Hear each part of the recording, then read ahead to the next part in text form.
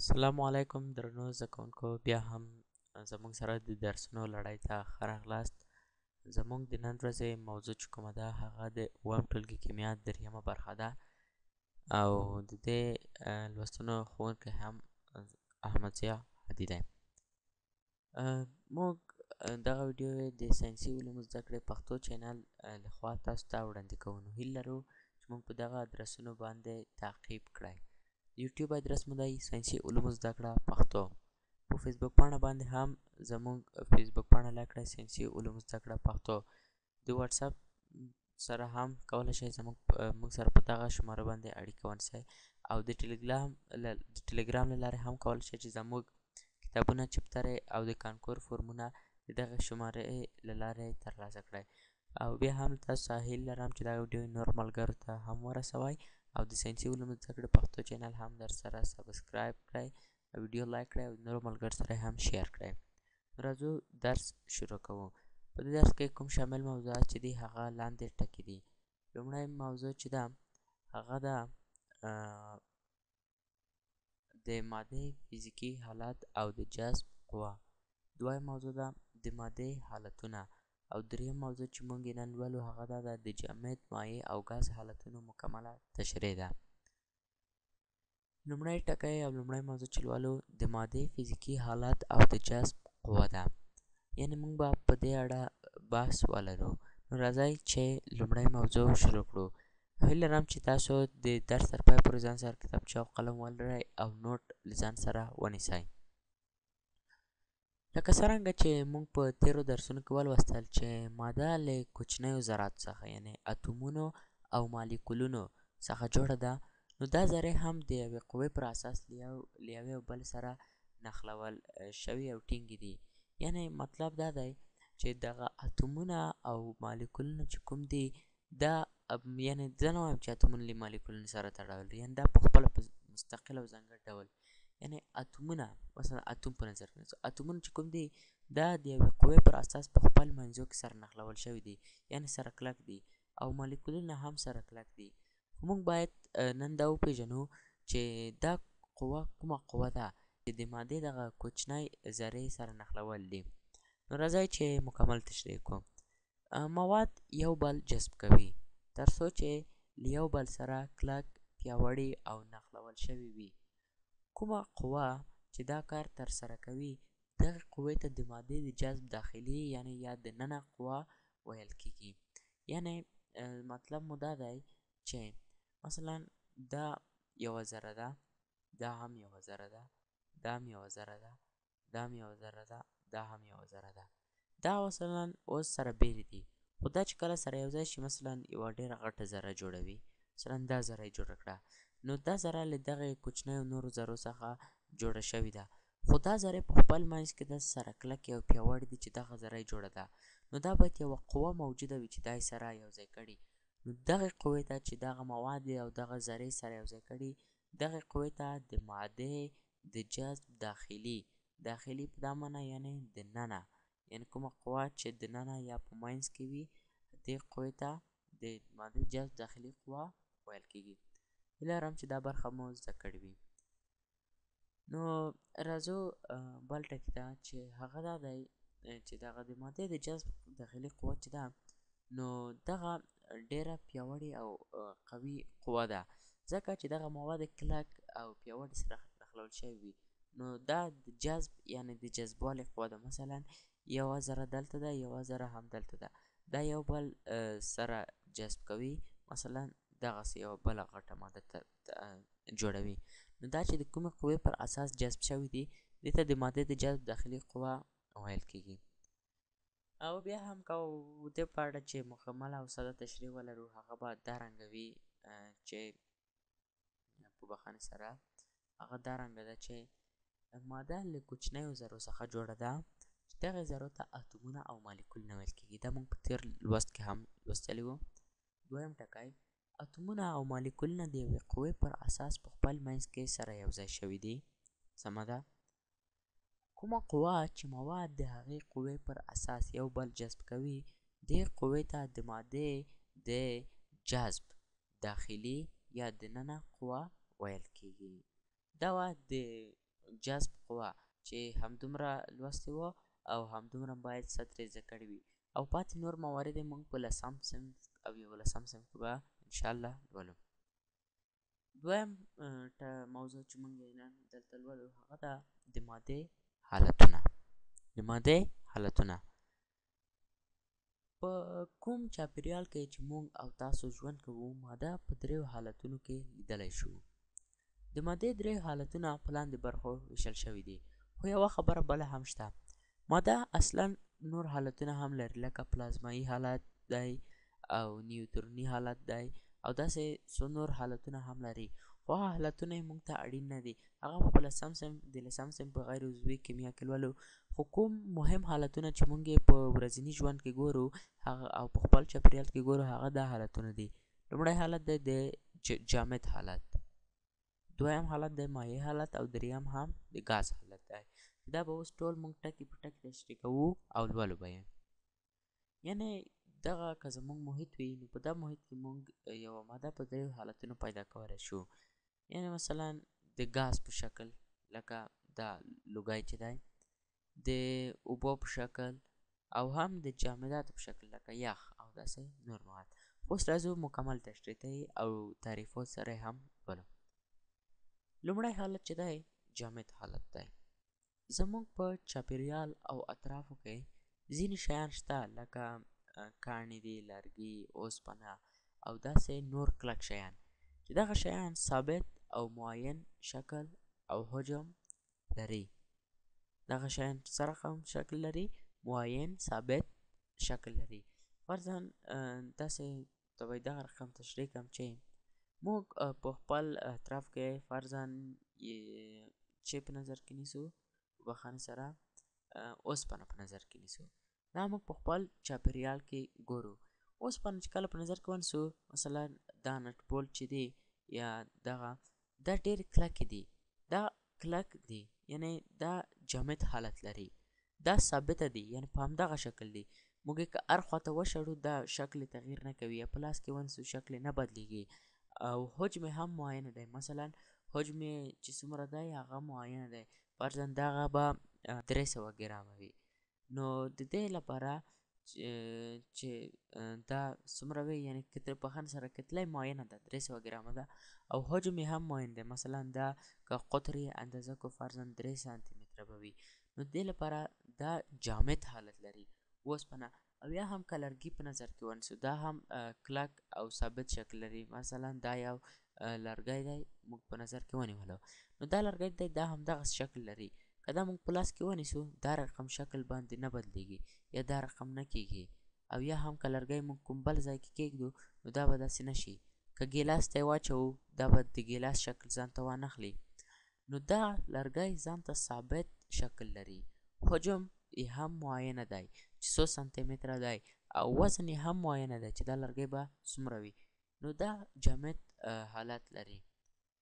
دغه جامدات چې دي دا شیان له داسې ذراتو څخه جوړ دي چې د ذراتو ترمنځ جذب قوه قوي ده او د ذراتو ترمنځ فاصله او لرېوالی کم ده. یعنې په دا شکل کې وګورو که موږ هغه اوسپنه په نظر کې ونیسو هغه له دغه رقم ذراتو څخه جوړه ده چې دغه کومه د جذب قوه چې د دې ذراتو په منځ کې ده هغه ډېره پیاوړې ده. یعنې دا وګورئ څومره قوي سره جذب شوي دي یعنې څومره قوي یو بل سره نیول دی.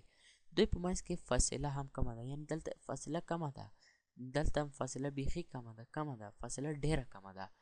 نو دویم ټکی چې موږ باید زده کړو هغه دا دی چې سولایډ یا هم د جامداتو په منځ کې د جذب قوه چې ده د جذب قوه هغه قوي ده، د جذب قوه قوي ده او د دوی منځ کې کومه فاصله چې هم ده هغه کمه ده. یعنې فاصله او لرېوالی یې له یو بل څخه کم دی. یعنې مثلا دا هم یوه ذره ده دا هم یوه ذره ده نو دوی ترمنځ فاصله کمه ده. یا که دا په نظر کې ونیسو او یا هم دا مثلا فاصله دوی ترمنځ کمه ده نو دا یو جامد حالت لري. نو په آخر کې دا نتیجه اخلو چې دغه شیان او مادې چې کوم حالت لري نو دې حالت ته جامد حالت ویل کېږي. هیله لرم چې جامد حالت مو زده کړی وي او که تاسو پرې سم پوه شوي نه وای کولی شئ چې ویډیو له پیل څخه وګورئ او ځان پرې پوه کړئ. او که بیا هم پوه نه شوئ نو انشاءالله په 10 صنف کې به هم موږ په پوره ډول سره تشریح کوو. تاسو ته هیله لرم چې د 9 صنف د کیمیا کتاب ته هم یو ځل کتنه وکړئ او هلته هم یو ځل ولولئ.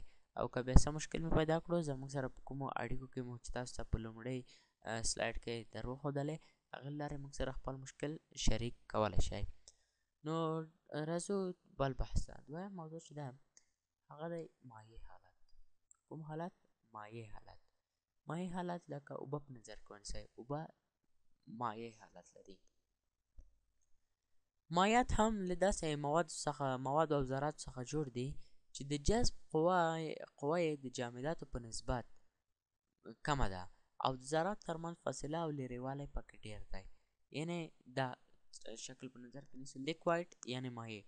که په دغه شکل کې وګورو د مایعاتو ترمنځ دغه د ذراتو ترمنځ دغه د جذب قوه کمه ده. یعنې وګورئ دوی ډېر لرې لرې یو بل سره جذب کړی ده، څومره لرې دی، یا هم دا وګورئ د دې څخه څومره لرې دی، یا هم دا څومره له یو بل څخه لرې دي. او فاصله هم په منځ کې نسبت په جامداتو ډېره ده. مثلا دې ترمنځ فاصله وګورئ، یا دې او د دې ترمنځ فاصله وګورئ، دې او د دې ترمنځ فاصله وګورئ. نو دا مایعاتو کې چې کومه د جذب قوه ده هغه د جامداتو په نسبت کمه ده، او کومه فاصله هم چې د مایعاتو په منځ کې ده هغه د جامداتو په نسبت پکې ډیره ده. د مایعاتو ذرات تل په حرکت او خوځښت کې وي. مثلا که تاسو شیدې او یا اوبه په نظر کې ونیسئ، دوی تل دا اوبه او شیدې تل خوځېږي، که بوتل کې وي، ګیلاس کې وي، نور شیانو کې وي. اوس به د مایعاتو ځینې شیان تاسو ته وښیم چې مایع شکل لري، حالت لري بخښنه سره، لکه تیل.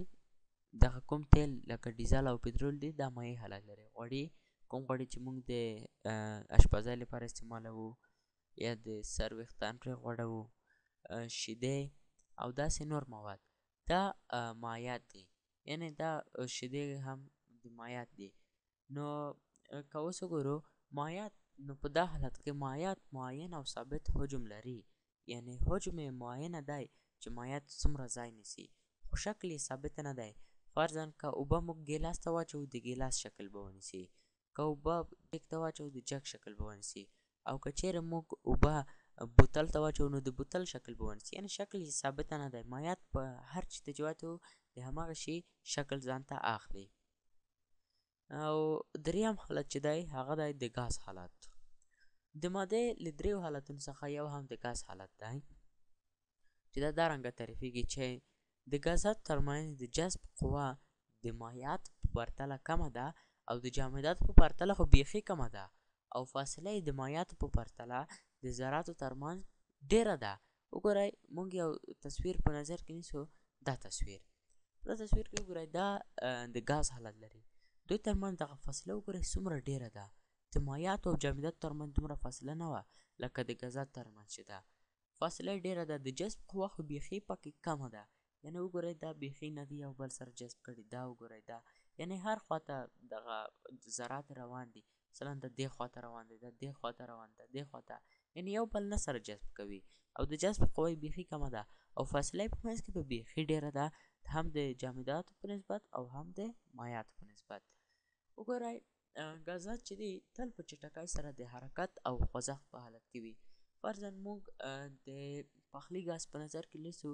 کله دا چې موږ د ګاز بالون ته واچوو، نو کله چې موږ د ګاز بالون ته واچوو نو دا تل په خوځښت کې وي. یعنې کله چې موږ غواړو دغه باندې اور لپاره ګټه ترې واخلو، کله چې هغه کومه بټن لري هغه چې تاووو او خلاصوو، ګاز ډېر په چټکۍ سره ترې راوځي. دا ځکه چې د ګازاتو ترمنځ هغه کومه د جذب قوه چې ده هغه کمه ده او فاصله یې ډېره ده، نو دوی تل په چټکۍ سره په حرکت او خوځښت کې وي. د ګازاتو لپاره هم مثال لرو، لکه هوا. د کومه هوا او اکسیجن چې استعمالوو دا ګازات دي. د عناصرو په دوراني جدول کې به موږ بیا لولو چې ګازات او فلزات او داسې غیر شفاف فلزات او غیر فلزات کوم دي. د اوبو بخار، د اوبو څخه اوبه چې کله جوش شي نو یو رقم بخار تولیدوي، او یا هم د پخلي ګاز او داسې نور شیان، دا ټول د ګازاتو حالت لري. ګازات چې دي یو بل اړینه خبره هم پکې ده چې دوی د ګازات معین شکل او حجم نه لري، یعنی شکل نه دی معینه چې ګاز څه رقم دی، چې بوتل ته واچوئ د بوتل شکل به اخلي، که پیالې ته اچوئ پیاله کې خو بیخي نه اچول کېږي ځکه چې هغه تل په حرکت کې وي، نو د پیالې څخه مستقیمې هوا ته ځي. نو هیله لرم چې درس مو تر دې دمه زده کړی وي، او بیا هم که څه مشکل وه نو دغه لاندې شمارې چې په کومې په سکرین باندې تاسو ګورئ، دغې شمارو له لارې زموږ سره خپل مشکل شیر کولی شئ، موږ به یې هم انشاءالله درته حل کوو. یا هم د ګاز خطره وګورئ، دا چې دی مایعات دي، مثلا د یخ دا اوبه ډېرې یخې دي، یخ هم یو رقم ګاز ځان نه وباسي، نو وګورئ دلته یو رقم ګاز ترې جګ شوی، دا بخار ترې جګ دی، دې بخار ته موږ هم ګاز حالت ویلی شو. او انشاءالله چې درس به مو زده کړی وي، او کوم مشکل پکې لرئ، هغه کومې اړیکې شمارې مې تاسو سره شریک کړې، هغې لارې هم موږ سره اړیکه نیولی شئ. نو تاسو ته هم یو کورنۍ دنده درس سپارم چې انشاءالله وبلولئ، او اسانه ده. د اوبو 3 حالتونه دي چې د اووم صنف د کیمیا په کتاب کې دی، او دغه کورنۍ دنده به تاسو انشاءالله لولئ، او ځان به پرې پوهوئ چې اوبه کوم 3 حالتونه لري. او انشاءالله په راتلونکي لوست کې به هم زه تاسو ته یو ځلې درس درکړم که چیرې کورنۍ دنده کې مو مشکل پیدا کړو. او بیا هم اخر لپاره بیا هم درته وایم که چیرې په درسونو کې کوم مشکل سره مخامخ کیږئ، نو په دا شمېره زموږ سره اړیکه ونیسئ: 0 اوه اوه 9 0 زموږ د کیمیا نننی لوست همدومره و. په راتلونکو درسونو کې به انشاءالله موږ ډېر درس لولو، خو دې خاطر چې په تاسو باندې هم فشار ډېر نه شي، موږ درسونه لږ ویډیو کې جوړوو، او په راتلونکو درسونو کې به کوښښ کوو چې فصلونه زر خلاص کړو، تر څو چې د مکتب تر امتحاناتو او د کنکور تر امتحانو پورې تاسو په بشپړ ډول سره آماده اوسئ. خوشحاله، اباد او ښاد اوسئ. مننه، یوه نړۍ مننه ستاسو د کتو او اورېدو څخه.